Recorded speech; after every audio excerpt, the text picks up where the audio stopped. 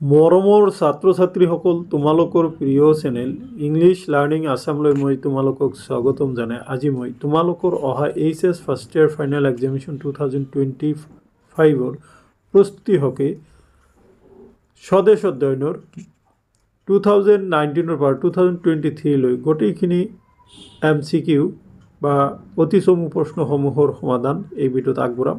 গতিকে প্ৰস্তুতিৰ একেবাৰে শেষ মুহূৰ্তত তোমালোকে এই ভিডিঅ'টো চাবা, কিয়নো এই ভিডিঅ'ৰ দ্বাৰা তোমালোকৰ অহা পৰীক্ষাত 14টা MCQ ভালেখিনি তোমালোকৰ কমন পৰিব বুলি আশা ৰাখি ভিডিঅ'টো তোমালোকৰ আগত আপলোড কৰিলোঁ। যিহেতু সময় খুব তাকৰ আৰু একেলগে ফাৰ্ষ্ট ইয়াৰ ছেকেণ্ড ইয়াৰ আৰু ক্লাছ 9ৰ পৰীক্ষা হোৱাৰ কাৰণে সময় কম থকাৰ কাৰণে মই তোমালোকৰ কাৰণে স্বদেশ অধ্যয়ন ফাৰ্ষ্ট ইয়াৰৰ কাৰণে বেছি ভিডিঅ' আপলোড কৰিব নোৱাৰিলোঁ। তথাপি চেষ্টা কৰিছোঁ আৰু দুই এটা ভিডিঅ' দেখা যাওক তোমালোকক আপলোড কৰা যায় নেকি, তোমালোকে সেইখিনি চাবা বুলি আশা ৰাখি আজিৰ ভিডিঅ' ইয়াতে আৰম্ভ কৰিছোঁ। পোনপ্ৰথমতে মই তোমালোকৰ বাবে 2019ৰ কুৱেশ্যন পেপাৰ লৈছোঁ। নিম্নোক্ত প্ৰশ্নকেইটা শুদ্ধ উত্তৰ বাছি উলিওৱা। ভাৰতবৰ্ষৰ কোন কেইখন ৰাজ্যৰ পৰিসীমা অসমৰ পৰিসীমাৰ লগত সংযুক্ত হৈ আছে? অৰুণাচল প্ৰদেশ, নম্বৰ 1 অৰুণাচল প্ৰদেশ, নাগালেণ্ড, মণিপুৰ, মিজোৰাম, মেঘালয় আৰু পশ্চিমবংগ। বি অৰুণাচল প্ৰদেশ, নাগালেণ্ড, মণিপুৰ, মিজোৰাম আৰু মেঘালয়। অৰুণাচল প্ৰদেশ, নাগালেণ্ড, মণিপুৰ, ত্ৰিপুৰা, মিজোৰাম। অৰুণাচল প্ৰদেশ, মেঘালয়, মণিপুৰ, মিজোৰাম, ত্ৰিপুৰা আৰু পশ্চিমবংগ। গতিকে প্ৰশ্ন তোমালোকৰ দুইটো শুদ্ধ ইয়াতে দেখা। অৰুণাচল প্ৰদেশ, নাগালেণ্ড, মণিপুৰ, মিজোৰাম আৰু মেঘালয়। অসমৰ মুঠ ভৌগোলিক এলেকা কিমান? ইয়াতে আছে 78,823 বর্গ কিলোমিটার। দুইতে আছে 78,423 বর্গ কিলোমিটার। তিনিতে আছে 73,842 বর্গ কিলোমিটার আৰু চাৰিত আছে 70,483 বৰ্গ কিলোমিটাৰ। শুদ্ধ উত্তৰ হ'ব 78,423 বৰ্গ কিলোমিটাৰ। এতিয়া দেখা বৰ্তমান অসমৰ জিলাৰ সংখ্যা কিমান? এইটো বৰ্তমান অসমৰ জিলাৰ সংখ্যা হ'ব। ইয়াতে দিছে 1 দিছে 29, 2ত আছে 30, 3ত আছে 31, 4ত আছে 33। গতিকে যেতিয়াৰ প্ৰশ্ন আছিল সেইমতে তেতিয়া এইটো 433 হ'ব। তলৰ কোনখন ব্ৰহ্মপুত্ৰৰ নদৰ দক্ষিণ পাৰৰ উপনৈ? সোণসৰি, বি সোণকোষ, ধনশিৰি আৰু পাগলাদিয়া। গতিকে ধনশিৰি হ'ব কাৰেক্ট আনচাৰ। ভাৰতৰ আটাইতকৈ পুৰণি শোধনাগাৰ ডিগবৈ কোন চনত স্থাপন কৰা হৈছিল? উত্তৰত দিয়া আছে কি 1801, 1901, 1950 আৰু 1947। গতিকে শুদ্ধ উত্তৰ হ'ব 1901 চনত। তাৰপিছত দেখা তলৰ কোনখন জিলাৰ জনসংখ্যাৰ ঘনত্ব সৰ্বনিম্ন? 1 ডিমা হাছাও, 2 কাৰ্বি আংলং, 3 হাইলাকান্দি, 4 ওদালগুৰি। গতিকে কাৰেক্ট আনচাৰ হ'ব 1 ডিমা হাছাও। যি অসমৰ কোনখন জিলাত নম্বৰ বন্যপ্ৰাণী অভয়াৰণ্য অৱস্থিত? 1 মৰিগাঁও, 2 শোণিতপুৰ, 3 নগাঁও, 4 গোলাঘাট। গতিকে শুদ্ধ উত্তৰ হ'ব 4 গোলাঘাট। নম্বৰ অভয়াৰণ্য বন্যপ্ৰাণী অভয়াৰণ্যটো গোলাঘাট জিলাত অৱস্থিত। বৰ্মন বংশ প্ৰতিষ্ঠাতা কোন আছিল? 1 নৰক, 2 পুষ্য, 3 মহাবতী বৰ্মন, 4 কুমাৰ ভাস্কৰ বৰ্মন। গতিকে শুদ্ধ উত্তৰ হ'ব 2 পুষ্য বৰ্মন। এতিয়া তোমালোকে আনচাৰ আইলৈ আহা। শাল বংশৰ শেষ ৰজা কোন আছিল? 1 শাল স্তম্ভ, 2 বানমাল বৰ্মন, 3 হৰ্জৰ বৰ্মন, 4 ত্যাগসিং। গতিকে কাৰেক্ট এনচাৰ 4 ত্যাগসিং। তোমালোকে দেখা ইয়াতে দিয়া হৈছে তলত উল্লেখিত উত্তৰ পূব ভাৰতৰ কোনখন ৰাজ্যত নেগ্ৰিটো জনগোষ্ঠীৰ লোক আছে? 1 মিজোৰাম, 2 মণিপুৰ, 3 নাগালেণ্ড, 4 ত্ৰিপুৰা। গতিকে কাৰেক্ট এনচাৰ হ'ব 3 নাগালেণ্ড। তলৰ কোনজন ব্যক্তিক বাঘ হাজৰিকা নামেৰে জনা যায়? ছিদ্দিকী হাজৰিকা, শাহ মিৰাণ, গিয়াছুদ্দিন, টুগৰিল খাঁ। গতিকে শুদ্ধ উত্তৰ হ'ব ছিদ্দিকী হাজৰিকা 1 নম্বৰ। নম্বৰ প্ৰথমে কোনে বাইবেল ইংৰাজীৰ পৰা অসমীয়ালৈ অনুবাদ কৰিছিল? 1 Miles Morrison, 2 Nathan Brown, 3 Atmaram Sharma, 4 Nidhiram Keot. Correct answer 3 Atmaram Sharma. তাৰপিছত ইয়াতে দেখা সন্ধ্যা, ললিতা আৰু কান্ত এই 3 জলধাৰাৰ সংগমস্থলত কি মন্দিৰ প্ৰতিষ্ঠা হৈছে? 1 অশ্বক্লান্ত, 2 বশিষ্ঠ, 3 মহাভৈৰৱ, 4 হয়গ্ৰীব মাধৱ গতিকে কাৰেক্ট আনসাৰ হ'ব এইটো বৈশিষ্ট্য মন্দিৰ 13 নম্বৰ দেখা অসমৰ কোনখন নগৰৰ সমীপত শ্ৰী সূৰ্য পাহাৰ অৱস্থিত 1 গোৱালপাৰা 2 ধুবুৰী 3 বঙাইগাঁও 4 তেজপুৰ কাৰেক্ট আনসাৰ হ'ব তোমাৰ 1 গোৱালপাৰা সো এইখিনি আছিলে 2019 অহা প্ৰশ্নসমূহৰ সমাধান এতিয়া মই তোমালোকৰ আগত 2020 অহা প্ৰশ্নৰ সমাধানসমূহ আলোচনা কৰিম পাৰ্ট এইটো দেখা সাম্প্ৰতিক অসম কেইখন বিদেশী ৰাষ্ট্ৰৰ পৰিসীমাৰ লগত সংযুক্ত হৈছে এখন 2খন 3খন আৰু 4খন গতিকে শুদ্ধ উত্তৰ হ'ব 2খন তাৰপিছত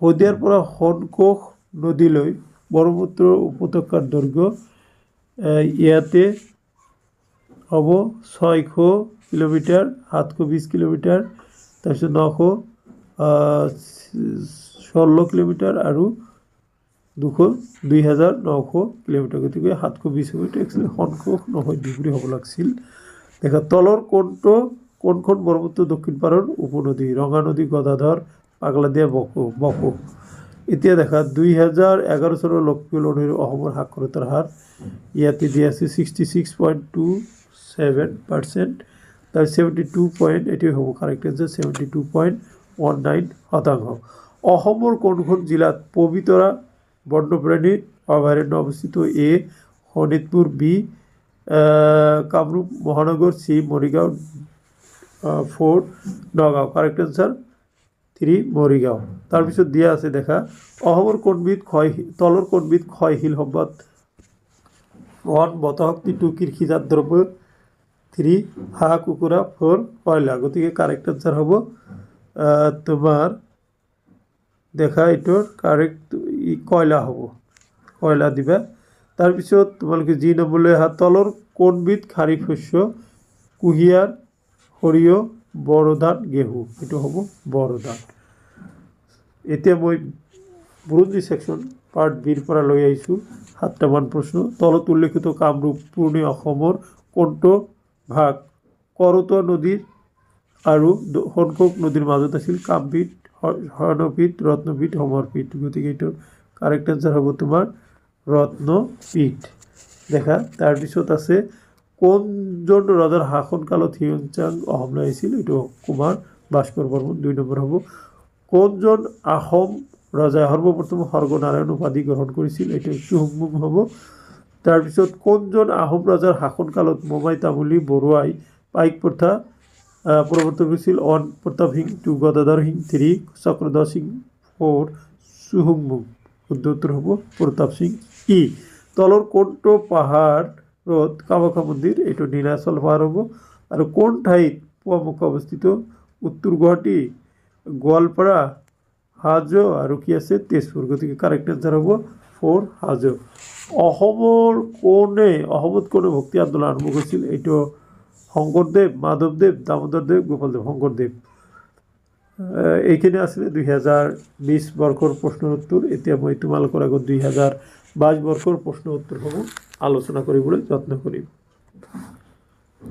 তলত দিয়া বৰৰ পৰা শুদ্ধ উত্তৰটো বাছি উলিওৱা এ তলত উল্লেখিত পূৰ্বৰ অসমৰ 4টা বিভাগৰ কোনটো বিভাগ কৰতোৱা আৰু শংকোষ এইটো ৰত্নপীঠ অলপ আগতে পঢ়িলোঁ কোন আহোম ৰজাৰ ৰাজত্বকালত মোমাই তামুলী বৰুৱাই পাইক প্ৰথা এইটো প্ৰতাপ সিংহ হ'ব 3 নম্বৰ হস্তি বিদ্যাৰ নামৰ পুথিখনৰ লেখক কোন এইটো সুকুমাৰ বৰকাইত 1 নম্বৰ হ'ব তোমালোকে দেখা আহোম যুগৰ এক গুৰুত্বপূৰ্ণ সামৰিক বিষয়া বাঘ হাজৰিকা কোন ধৰ্মৰ লোক আছিল এইটো মুছলিম ধৰ্ম হ'ব 2 নম্বৰ মুছলমান ধৰ্মৰ কোন পাহাৰত কামাখ্যা মন্দিৰ এইটো অলৰেডি কোৱা হৈছে নীলাচল পাহাৰত হ'ব এইটো তোমালোকে 3 নম্বৰ শুদ্ধ দিব লাগিব কোন পাহাৰত শিখৰত মুছলমানসকলৰ তীৰ্থস্থান পুৱামুখ অৱস্থিত এইটোত দেখা তোমালোকৰ দিয়া আছে চিত্ৰাচল গৰুৰাচল তাৰপিছত মণি পৰ্বত আৰু দেও পাহাৰ গতিকে গৰুৰাচল হ'ব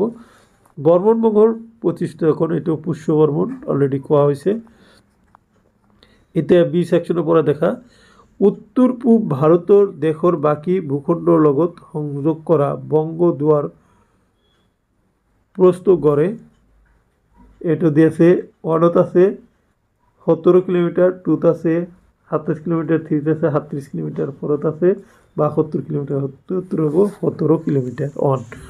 সৰ্বোচ্চ স্থান উমলা পাৰ সমুদ্ৰৰ পৰা 1220 মিটাৰৰ অৱস্থিতি হ'ল পূব কাৰ্বি আংলং, তাৰপিছত ডিমা হাছাও, হামৰেন মালভূমি আৰু ডাবকা পাহাৰ। হামৰেন মালভূমি তলৰ কোনখন ব্ৰহ্মপুত্ৰ নদৰ দক্ষিণ পাৰৰ উপনদী?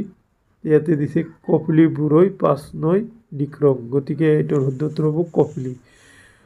অসমৰ গ্ৰীষ্ম মৌচুমী ঋতুৰ ডেছ সম্পৰ্ক এইটো জানুৱাৰী মাহৰ শেষৰ পৰা মাৰ্চ মাহ, এইটো ভুল। ছেপ্টেম্বৰ মাহৰ এইটো ভুল। এপ্ৰিলৰ পৰা আৰু জুনৰ পৰা দিছে, এইটো এপ্ৰিলৰ মাজভাগৰ পৰা জুনৰ শেষলৈকে। 2011 চনৰ লোকপিয়ল অনুসৰি অসমৰ নগৰ অঞ্চলৰ জনসংখ্যা, এইটোৰ কাৰেক্ট এনচাৰ দিছে 14% হ'ব। তোমালোকে জাষ্ট চাই যোৱা। তলৰ কোনবিধ মৃত উদ্ভিদ আৰু জীৱ জন্তু প্ৰকৃতিত বিলীন হোৱাৰ মুখ্য ভূমিকা গ্ৰহণ কৰে? মানুহ, বাঘ, বেক্টেৰিয়া, শগুন। উত্তৰ বেক্টেৰিয়া। নিম্নোক্ত কোনবিধ শিল্প উদ্যোগ যিকোনো ঠাইত স্থাপন কৰিব পাৰি? বনজ সামগ্ৰী ভিত্তিক শিল্প উদ্যোগ, চাহ শিল্প উদ্যোগ, খনিজ ভিত্তিক শিল্প উদ্যোগ আৰু চলন্ত শিল্প উদ্যোগ। গতিকে কাৰেক্ট এনচাৰ 3 খনিজ ভিত্তিক শিল্প উদ্যোগ। এতিয়া মই তোমালোকৰ আগত 2023 বৰ্ষৰ কুৱেশ্যন পেপাৰখন লৈ আহিছোঁ। দেখা ইয়াতে হিষ্টৰী ছেকশ্যনৰ পৰা দিছে।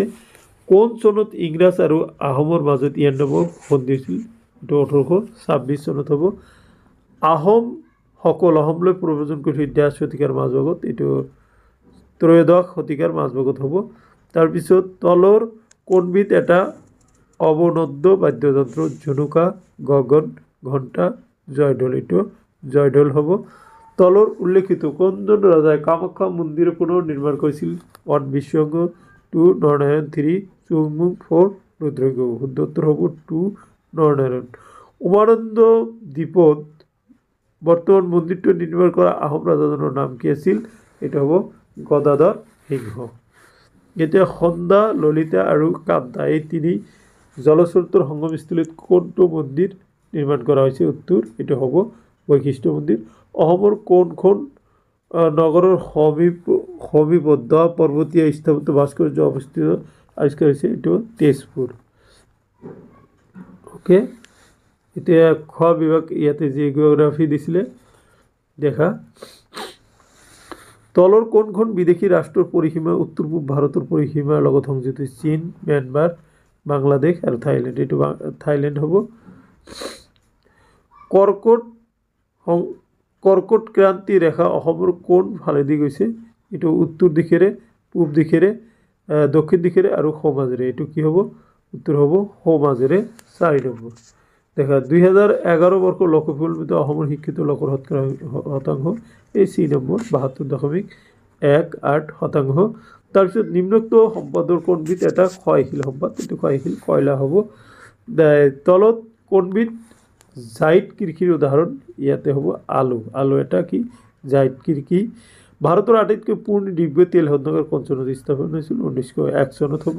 ভাৰতবৰ্ষৰ মুঠ চাহ উৎপাদন কিমান শতাংশ অসমত উৎপন্ন কৰে? এইটো 54%। চ' মাই ডিয়াৰ ষ্টুডেণ্ট, এইখিনি আছিলে আজি মই আলোচনা কৰিবলগীয়া বিষয়বস্তু। আশা কৰিছোঁ এই বিষয়বস্তুখিনিয়ে তোমালোকক অহা পৰীক্ষাত সহায় কৰিব। আৰু ইতিমধ্যে মই যিহেতু তোমালোকক 2024 বৰ্ষৰ প্ৰশ্ন সমাধান কৰিয়ে দিছোঁ, মই সেইটোৰ সমাধানখিনি নাবাঢ়িলোঁ। তোমালোকে সেইটো ইউটিউবত চাৰ্চ কৰিও মোৰ ভিডিঅ'টো পাবা বুলি আশা ৰাখিলোঁ। আৰু তোমালোকে এইখিনি এতিয়াই ঘৰত প্ৰেক্টিছ কৰা এই কামনাৰে আজিৰ ভিডিঅ' ইয়াতে সমাপ্ত কৰিছোঁ। ধন্যবাদ।